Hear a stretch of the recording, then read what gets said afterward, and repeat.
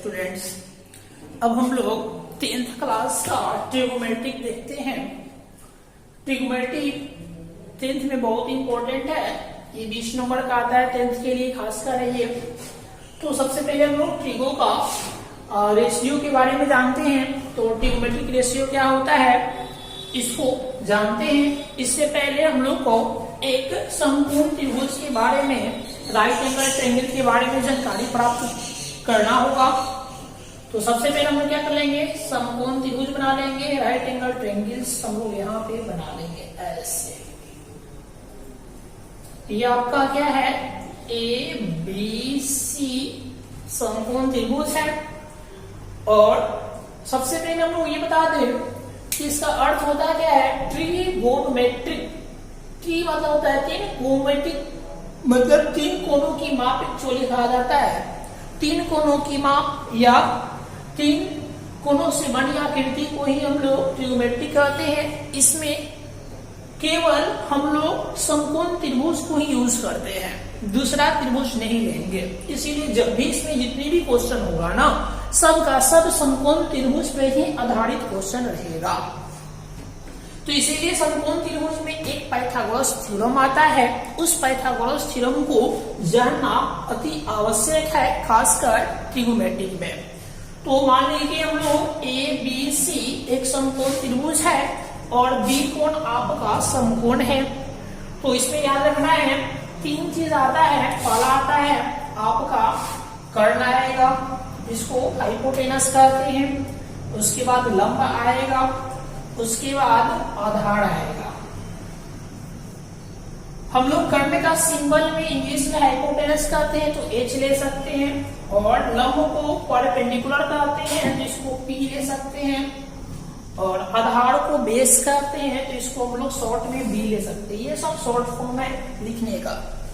तो सबसे पहले ये जानते हैं कि एच कौन होता है, पी कौन होता है और बी कौन होता है। तो एच मतलब कर्ण समझना है आपको, लंब का सिंबल पी लेना है, परपेंडिकुलर आधार का सिंबल बी लेना है।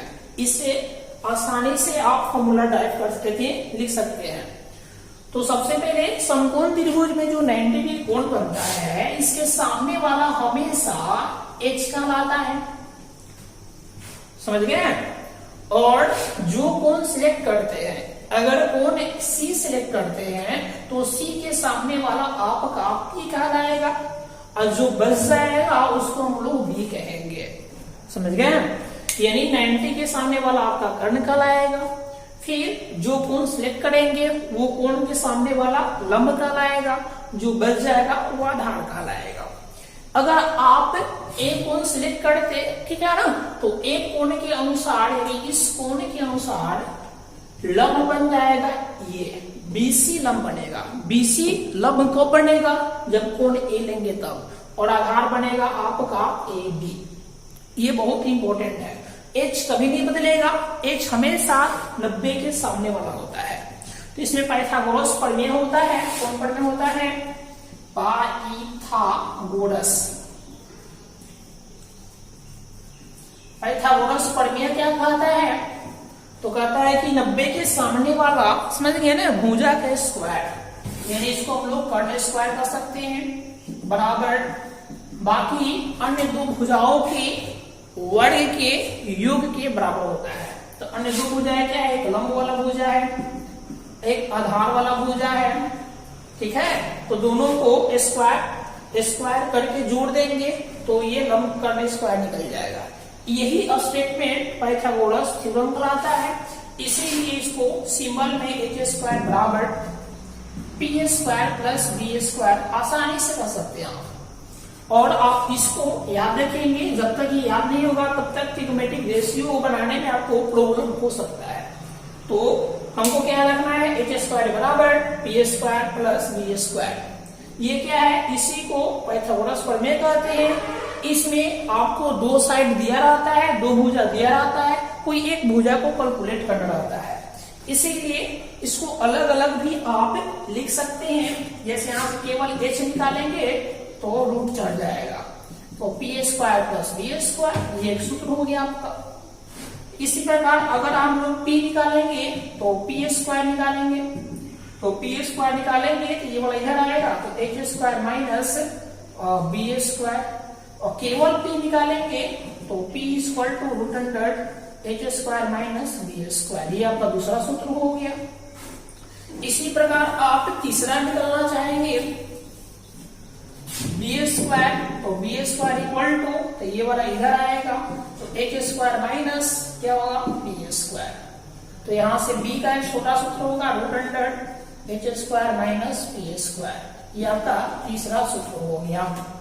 यानी यहाँ पे हम लोग तीन सूत्र डाइव कर लिए। पहला h बराबर कर्ण बराबर रूट अंडर लंब स्क्वायर प्लस आधार स्क्वायर, और दूसरा लंब बराबर रूट अंडर कर्ण स्क्वायर माइनस आधार स्क्वायर, और तीसरा आधार बराबर root under h square minus p square यानी कर्ण स्क्वायर माइनस लंब स्क्वायर। कभी कभी आपको डायरेक्ट बढ़कर कोई भी निकाल सकते हैं, दो दिया रहेगा तो, और नहीं तो सबसे बेस्ट है इसमें भर दीजिए और कैलकुलेट कर लीजिए, तो आपको तीसरी भुजा ज्ञात हो जाएगा, दो भुजा दिया रहता है। तो ये इतना जानने के बाद हम लोग ट्रिगोमेट्रिक रेशियो के बारे में चर्चा करेंगे। ट्रिगोमेट्रिक रेशियो में क्या होता है, तो इसमें ट्रिगोमेट्रिक रेशियो 6 होते हैं।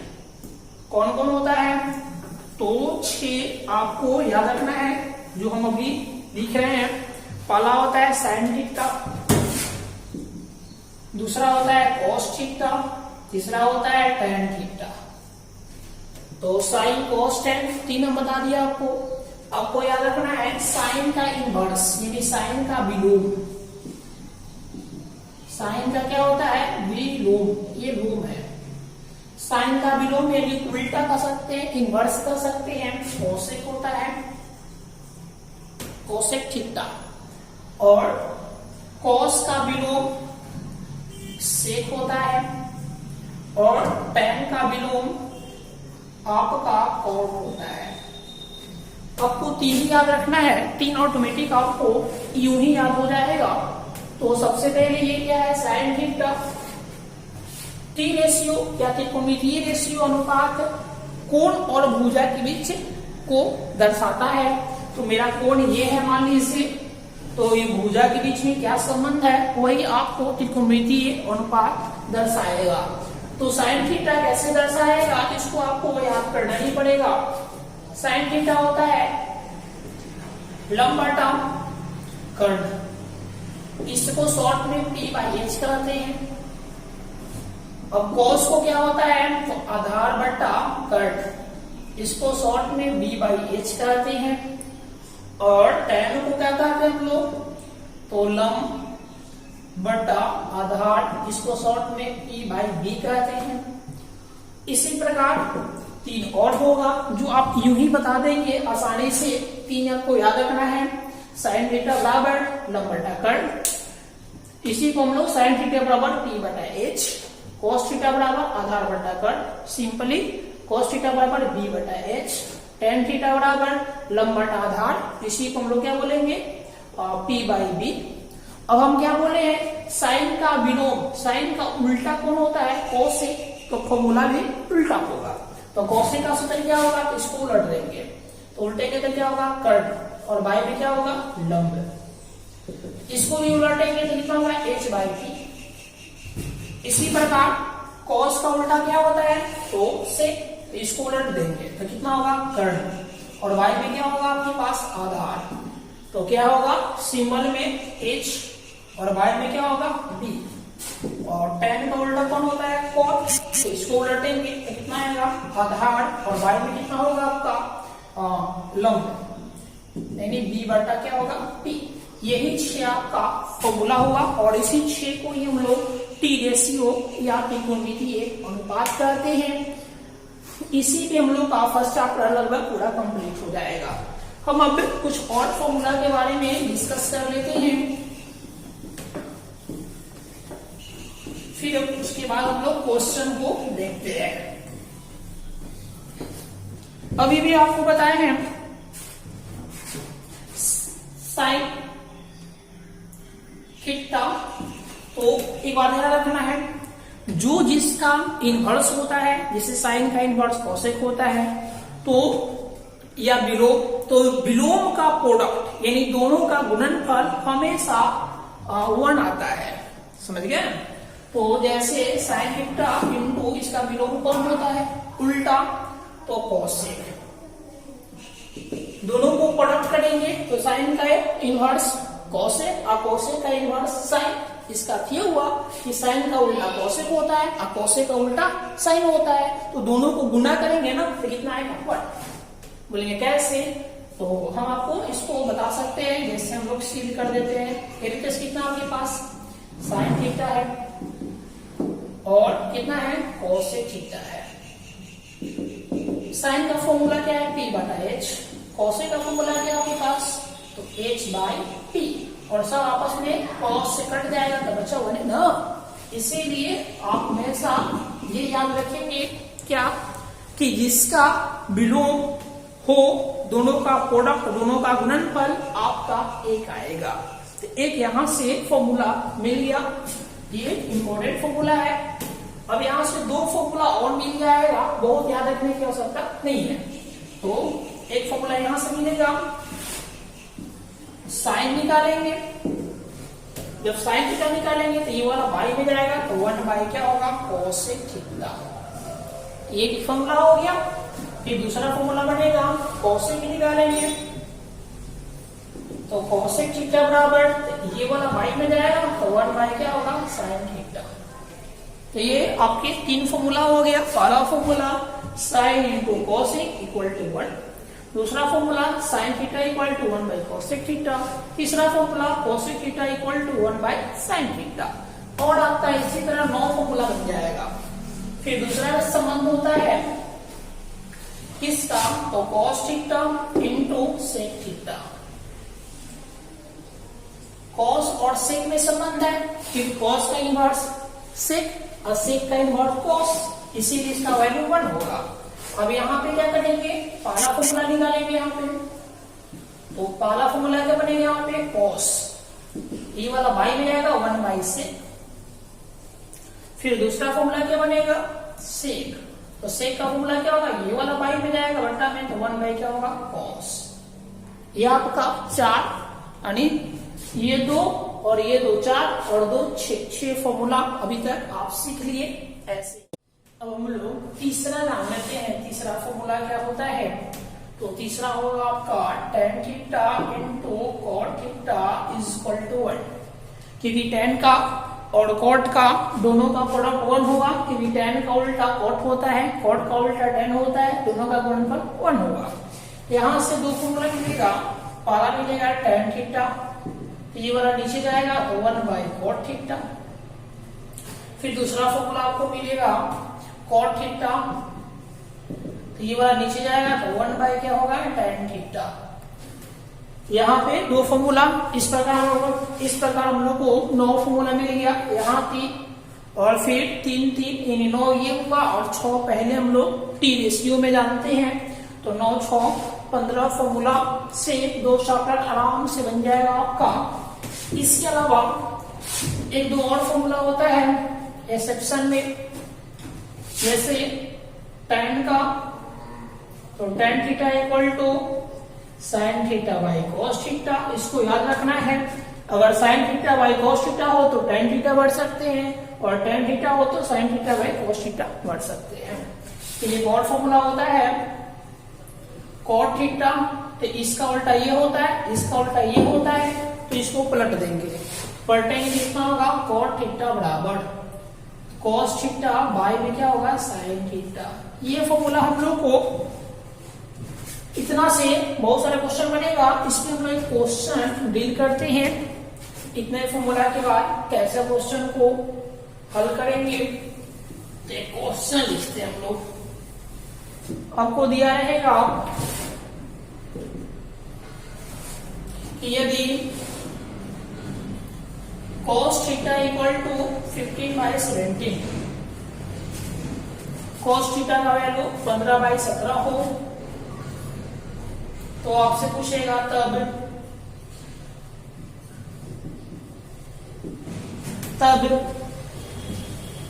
आपसे पूछेगा साइन थीटा का वैल्यू क्या होगा, tan थीटा का वैल्यू क्या होगा, इसका मान ज्ञात करें।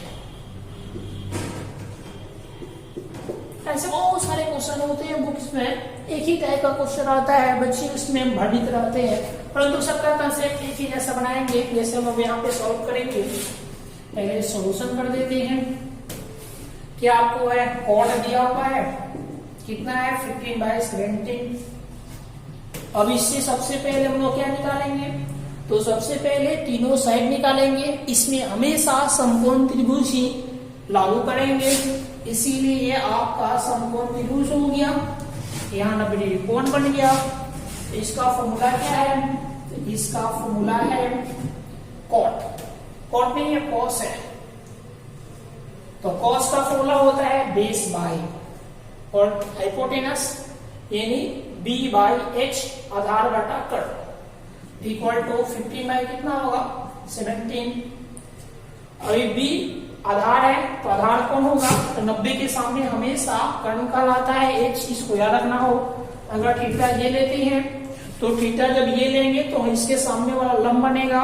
अगर आप थीटा ये लेते तो ये आपका लंब बनता, परंतु हम थीटा ये लेंगे तो ये पी होगा और ये क्या होगा बी होगा। अब जब तक तीनों भुजा नहीं निकलेगा तब तक आप ये सब का वैल्यू नहीं निकाल सकते हैं। इसीलिए तीनों भुजा ज्ञात करने के लिए पाइथागोरस प्रमेय का यूज करेंगे। तो यहाँ पे b बाई h होता है, तो b का वैल्यू कितना हुआ 15 और h का वैल्यू कितना हुआ 17।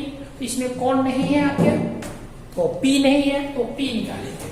तो p बराबर 1, तो b बराबर कितना आपके पास है 15 और h बराबर कितना आपके पास है तो 17। तो देखते हम लोग p का सूत्र भर देंगे, क्योंकि हम लोग अभी भी जाने p का डायरेक्ट सूत्र क्या होता है, p equal to √100 h² minus d square, यानी लंब स्क्वायर लंब बराबर √100 कर्ण स्क्वायर माइनस आधार स्क्वायर। अब यहाँ पे सबका वैल्यू बढ़ेंगे। h कितना आपके पास 17 का स्क्वायर माइनस 15 का स्क्वायर, इसको सॉल्व करेंगे तो 17 कितना होगा 289 माइनस 15 225। इसको सॉल्व करेंगे तो कितना आएगा 36 आएगा, 36 ना जी 34 5 9 9 में 4 ये बचे कितना 64 आएगा। 64 का कितना आएगा 8। मेरे पास p का वैल्यू कितना निकला 8। और हम लोगों को निकालना क्या था साइन और tan। हम लोग ध्यान देखेंगे, यहाँ तीनों मिल गया, b भी मिल गया, h भी मिल गया और p ज्ञात करना था तो p हम लोग p के सूत्र से ज्ञात कर लिए, p बराबर 8। अब हम लोग क्या करेंगे, हम लोग ये निकालेंगे। तो क्या निकालना हम लोग को sine theta. Sine theta equal to कितना होगा, तो साइन थीटा का फॉर्मूला होता है p बाई h लंब बटा कर्ण। इसीलिए लंब कितना आपके पास होगा, तो लंब मेरे पास p 8 है, कर्ण कितना था 17 है, ये आपका आंसर हो जाएगा। फिर और कौन निकालना था cos थीटा। cos कितना आपके पास b बाई h सूत्र होता है, b कितना आपके पास है 15 और h कितना है 17, तो ये आपका cos हो जाएगा 15 बाई 17। एक्चुअली हमको tan निकालना है तो tan का फॉर्मूला पढ़ देते हैं p बटा b। p कितना आपके पास है तो 8, b कितना आपके पास है तो b 15 है, ये आपका tan। ऐसे आप t रेशियो 6 ज्ञात कर सकते हैं अगर ये तीनों ज्ञात हो तो। इस प्रकार आप कोई भी वैल्यू को ज्ञात कर सकते हैं जो पूछे 6 में से, परंतु तीनों साइड आपको मालूम होनी चाहिए। इस टाइप का क्वेश्चन जितना भी होगा सब आपसे बन जाएगा। फिर हम लोग नेक्स्ट क्लास